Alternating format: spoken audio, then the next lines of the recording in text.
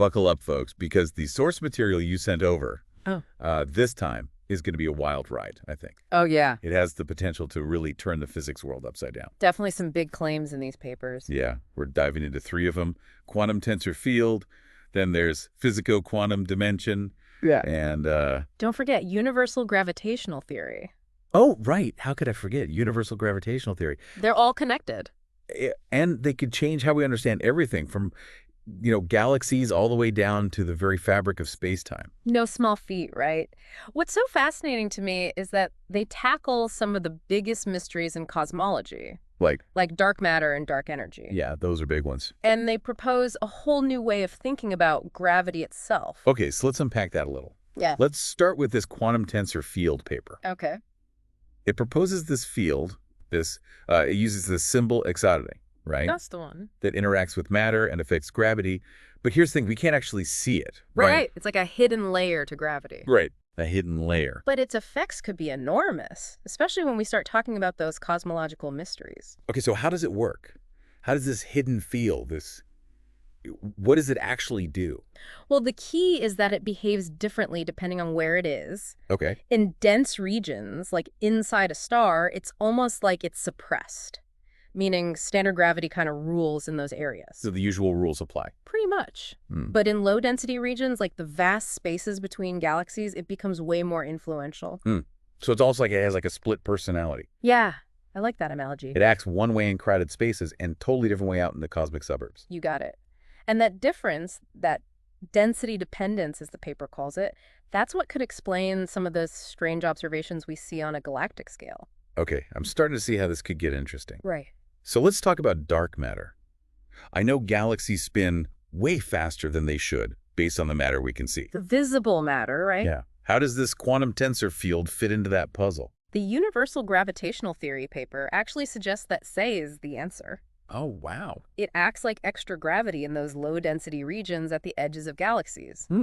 And that could explain the faster rotation without needing to invent invisible dark matter particles. So instead of some mysterious invisible particle, this theory is saying the extra gravity is coming from this field we already have. Yeah. This agent just acting differently in different environments. Exactly. And it's not just saying that. It provides a mathematical model that shows how the strength of A's influence changes with density. Oh, wow. So it's a pretty elegant solution. I think so. Okay, so we've got one field potentially explaining why galaxies spin so fast. Right. What about dark energy? Yeah. How did this theory address the accelerating expansion of the universe? Well, instead of resorting to a cosmological constant. Which is basically a placeholder for something we don't understand. Right, exactly. Lujan Rodriguez, the author of these papers, he proposes that the energy inherent in this field innate itself could be contributing to that acceleration. So instead of some mysterious force pushing everything apart, it's this field that's already woven into the fabric of space-time that's causing the expansion to speed up. Precisely. And because strength changes with density, this form of dark energy would be dynamic, evolving along with the universe itself. Okay, I'm starting to see how this could really transform our understanding of the universe. For sure. But I gotta ask, how do we know if any of this is true? Yeah. These are pretty wild theories. It's true. How can we test them? How can we know if any of this is actually happening? That's the crucial question, and thankfully these papers do outline some testable predictions. One of the most intriguing involves gravitational waves. You know, those ripples in space-time. Oh yeah, we can detect those now. Exactly. Yeah. So how do those fit in? Can they tell us if this quantum tensor field is real? Okay, I'm listening. The theory predicts that MNOA could slightly alter the speed of gravitational waves, especially in those low-density regions where its influence is stronger. So if we could measure the speed of gravitational waves in different parts of the universe and find these variations, that would be a pretty strong piece of evidence. Huge breakthrough if we could do it. It's not just gravitational waves, though. The theory also suggests that even the gravitational constant, the one we thought was fixed, it might fluctuate slightly due to... Yeah, so gravity itself might not be as constant as we thought. That's one of the implications, yeah. But these are incredibly subtle effects. Measuring them would require incredibly sensitive instruments. Okay, so we've got potential effects on gravitational waves, maybe even on the gravitational constant itself. But this all sounds very theoretical. How does it connect back to the real world? to what we experience. Right. It's true. They're theoretical ideas, but they have the potential to change how we think about some very fundamental aspects of reality. Like, imagine a universe where gravity isn't just this static force, but a dynamic interplay with this gravitational medium, this underlying fabric of space-time. So it's not just about far-off galaxies. It's about rethinking the very nature of gravity and how it influences everything around us. Exactly. And that kind of shift in perspective could have implications for everything from how we understand the formation of the universe to the possibilities of future technologies. Okay, I'm definitely hooked. Good. This quantum tensor field is pretty mind-blowing. It's a lot to take in. But we've got two more groundbreaking papers to discuss. We do. Let's move on to the physico-quantum dimension. What is that one all about? This one dives into a fascinating question. How do we know when something acts quantum versus classical? That's a great question. You know, when do those weird quantum rules apply, and when do things start behaving like the familiar world we see? It's like trying to figure out where the line is between the microscopic world of atoms and the macroscopic world of everyday objects. Exactly. And this paper proposes a way to actually measure this quantumness. Oh, really? It introduces this concept called the physico-quantum dimension, or D for short, which is basically a scale that tells us how much a system leans towards those strange quantum behaviors like superposition and entanglement. So a high D value means strong quantum behavior, and a low D value means it's acting more like a classical system. You got it. But how do you calculate this D value? What goes into it? Well, the equation itself is pretty complex, but it essentially balances factors that contribute to both the quantum side and the classical side. On the quantum side, you've got things like the number of particles, their energy temperature, and how isolated the system is from its surroundings. So a system with lots of particles, high energy, cold temperatures, and good isolation is more likely to be governed by quantum rules. Exactly. On the classical side, you have factors like density interaction with the environment and something called coherence. Basically, the more a system interacts with its surroundings and loses its coherence, the more likely it is to behave classically. So it's like a tug of war between the quantum and the classical. And this D value tells us which side is winning. I like that analogy. That's a pretty neat way to visualize it. Yeah. But what makes this D value so important? Why should we care? Well, besides being a fascinating concept in itself, this D value could have very real practical applications. Like for scientists, it could help determine whether they need to use quantum or classical physics to study a particular system. So it's like a tool that tells scientists which set of rules to use. Yeah, exactly. And for technologists, understanding this D value could be crucial for developing things like quantum computers. Knowing when quantum effects start to break down could help us build more robust and reliable quantum technologies. That's really interesting. So this seemingly abstract concept, this physico-quantum dimension, could have a very real impact on the development of cutting-edge technologies. Absolutely. But let's remember, this is still theoretical work. Of course. We need to see how these ideas hold up to experimental testing. We definitely need more research. Okay. That was a whirlwind tour of two pretty incredible papers. It was a lot. We've got one more to go. We do. The universal gravitational theory. But before we dive into that, let's shift gears a bit and explore how this last paper weaves together the ideas we've discussed so far and paints a truly universal picture of gravity. This universal gravitational theory paper, it really takes those previous concepts, the quantum tensor field, the density dependence, and uses them to try and explain how gravity works on scales from, our solar system to the entire universe. So it's taking those building blocks and constructing like a grander theory of gravity. What's the core idea here? The paper describes gravity as a dynamic interaction between mass and what it calls a displaced gravitational medium. Okay. Imagine space-time as a fluid, and massive objects create disturbances in that fluid. But instead of just warping space-time, like in Einstein's general relativity, these objects actually displace this medium, creating something the paper calls gravitational grooves. Gravitational grooves. I like the sound of that. So are these grooves like paths that other objects get pulled into? That's a good analogy. It's kind of like how a boat's path is influenced by the wake of another boat. Okay, I can picture that. The strength and influence of these grooves change depending on, you guessed it, the density of the surrounding gravitational medium. Density dependence strikes again.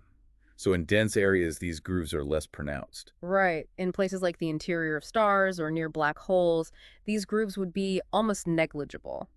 Gravity would behave pretty much as we'd expect from general relativity. But in low-density regions, those grooves become much more significant, leading to those extra gravitational effects that have puzzled scientists for decades. And those extra effects are what led some scientists to propose dark matter, right? But this theory is saying that those effects are actually caused by these gravitational grooves created by the displaced medium. Exactly. And the paper goes even further, using this framework to explain other observations, like the helical trajectory of our solar system as it orbits the Milky Way.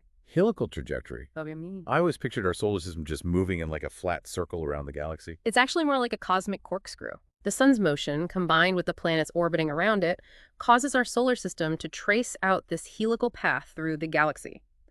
And the paper suggests that those gravitational grooves we talked about actually influence this trajectory, creating slight deviations from a perfect helix. So by studying these subtle wobbles in our solar system's path, could we actually find evidence for these grooves, and therefore this theory? Theoretically, yes. But making those measurements would be incredibly challenging with our current technology. That being said, it's amazing to think that we might one day have instruments sensitive enough to detect these subtle effects and confirm or refute this theory. It's incredible how this theory connects those large-scale galactic movements to something happening right here in our own solar system. Right. It really starts to paint a picture of how interconnected everything is through gravity. And that interconnectedness is a key aspect of this theory. It's not just about individual objects moving through space. It's about how they influence the gravitational medium itself, and how that medium in turn affects the motion of other objects. Okay, so we've talked about how this theory explains galactic rotation and even the movement of our solar system. But what about dark energy? That mysterious force pushing the universe to expand faster and faster. Does this theory offer an explanation for that as well? It does. Remember how we talked about the energy inherent in the quantum tensor field that is? Yeah. Well, this theory suggests that this energy itself can contribute to the accelerated expansion. And because the strength of A changes with density, this would mean that dark energy is not a constant force, but something that evolves over time as the universe expands. So instead of needing a separate mysterious entity for dark energy, this theory incorporates it into the very fabric of space-time Right. through this quantum tensor field. That's a pretty bold claim. It is. But what's remarkable is that this explanation with the dynamic dark energy arising from fits the observed data, at least as well as the standard cosmological model with a constant dark energy. It might even explain some discrepancies that have puzzled scientists. It's starting to feel like this theory is weaving together all these separate threads. Dark matter, dark energy, galactic rotation, even the movement of our solar system into a single unified picture of gravity. It's really elegant. That's exactly what makes this theory so compelling. Instead of needing different theories or exotic particles for each of these phenomena, we have this one framework that potentially ties it all together. It's like solving multiple mysteries with a single key. But if this theory is so revolutionary, why hasn't it taken the physics world by storm? Why aren't we hearing more about it? Well, for one thing, these are still very new ideas. They need time to circulate within the scientific community, be scrutinized, debated, and of course tested. Extraordinary claims require extraordinary evidence after all. So it's not just about having a good idea, it's about proving it. What kind of evidence would we need to really confirm this theory? Well, we've already talked about some potential tests, like measuring the speed of gravitational waves in different environments, or looking for variations in the gravitational constant. Right? Those would be pretty definitive proofs. Are there other ways we could test this theory? The theory also makes predictions about the distribution of mass in galaxy clusters, which we could potentially observe with more advanced telescopes. There are a lot of avenues for gathering evidence, and I'm sure scientists will be exploring all of them in the coming years. It's like we're on the edge of a new era in our understanding of gravity. But before we get too swept up in the excitement, I think it's important to remember that these are just theories, albeit very compelling ones. They need rigorous testing and validation before we can rewrite the textbooks. Absolutely. These ideas are like sparks that could ignite a whole new field of research, but they need to be carefully nurtured and examined. That's the nature of science. Speaking of those potential impacts, I'm really curious about what these theories could mean for the future, not just for science, but for technology and maybe even for humanity as a whole. Okay, so we've explored these three pretty mind-bending theories. Yeah, a lot to unpack. But what does it all mean in the grand scheme of things? Like, what could these theories mean for the future? Well, if these theories are validated, the implications could be vast, not just for science, but for technology, and maybe even for our understanding of ourselves and our place in the universe. All right, let's start with the science. How could these theories change the way we view the universe? Well, if gravity is indeed this dynamic interplay with a gravitational medium, as these papers suggest, it would require a fundamental shift in our understanding of physics. It wouldn't just be about tweaking existing models, it would be a completely new way of conceptualizing the universe. So it's not just about adding a few details to the picture. It's about redrawing the entire picture. Exactly. And that kind of paradigm shift could open up entirely new avenues of scientific inquiry. It would be like suddenly realizing the world is round after believing it was flat for centuries. Who knows what new discoveries await us when we start looking at the universe through this new lens? It's exciting and a little bit daunting at the same time. Yeah. But let's get specific.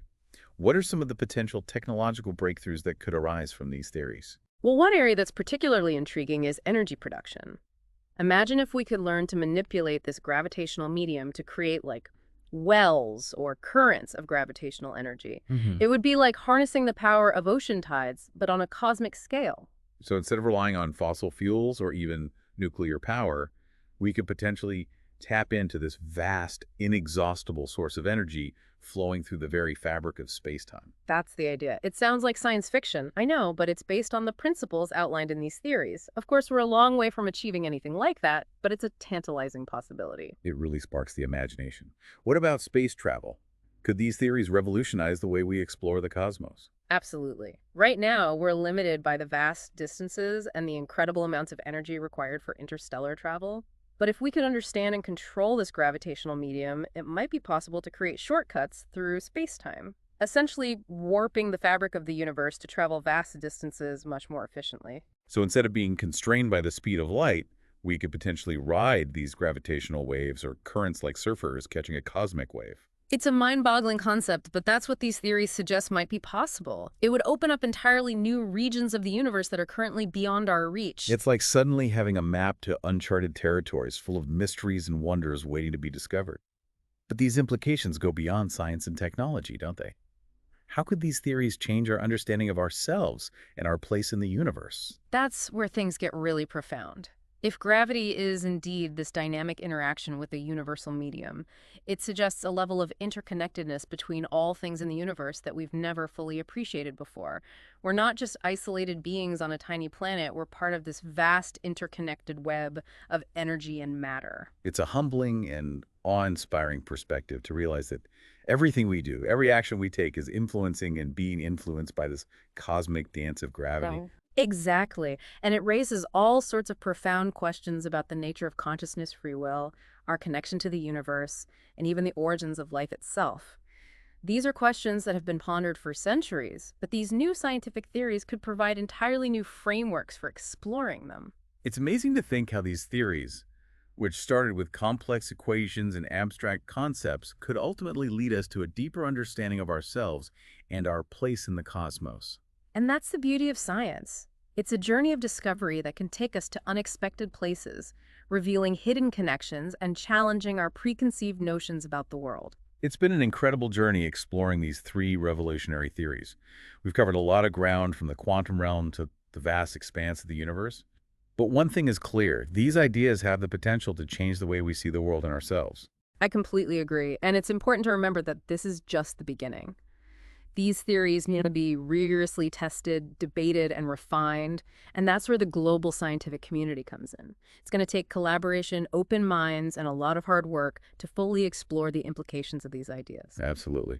And who knows what the future holds? Maybe someday, thanks to these revolutionary theories, we'll be harnessing gravitational energy, riding cosmic waves to distant stars, and pondering the mysteries of consciousness from a perspective informed by a deep understanding of this interconnected gravitational medium. It's an exciting time to be alive, that's for sure. It certainly is. And remember, if you're interested in diving deeper into these theories, the full text of the papers is linked in the episode description. We encourage you to check them out and see where your own explorations take you. We want to thank you for sharing these incredible papers with us and for joining us on this deep dive into the frontiers of physics. Until next time, keep exploring, keep questioning, and keep diving deep.